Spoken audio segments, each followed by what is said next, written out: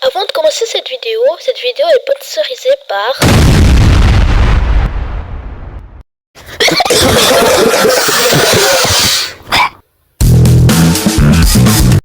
Bon mon frère, on va commencer. T'as quel âge? J'ai 11 ans. J'ai 11 ans. Pas 4 ans, j'ai pas 8 ans, pas 4 ans et demi, j'ai 11 ans.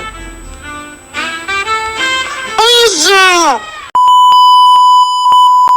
Merci Xian pour le sponsor de la vidéo aujourd'hui. Aujourd'hui, on va parler des transports publics.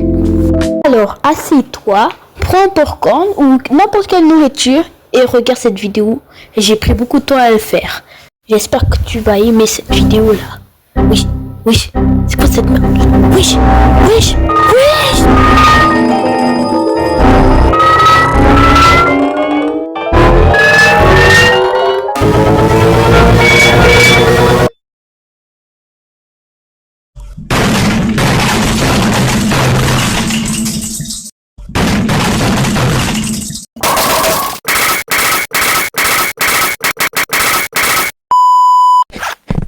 Bonjour, j'ai une blouse de scientifique. Ce que je dis est vrai.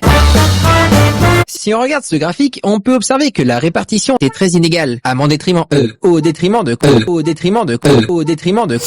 là. Bon, j'étais en train de dire quoi? Au détriment de Du gouvernement.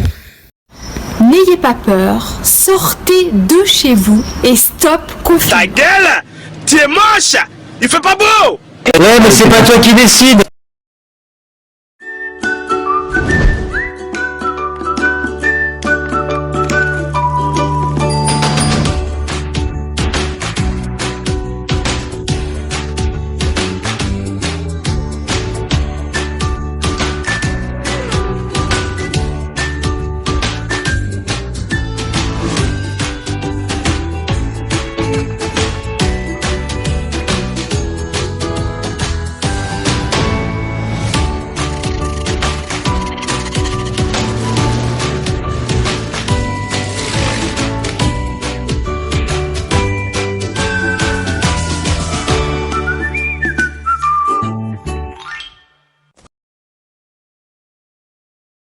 Depuis quand le métro existe-t-il? Partout dans le monde, la plupart des grandes villes disposent d'un métro.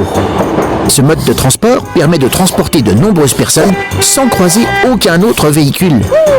Il a des ancêtres prestigieux, tramway, funiculaire souterrain, train enfoui. Le premier métro est mis en service à Londres en 1863, mais il fonctionne alors avec une locomotive à vapeur. Celui de Paris, électrifié, est inauguré en 1900. Les travaux de construction ont mis la ville sans dessus-dessous. Comment le métro a-t-il ensuite conquis le monde?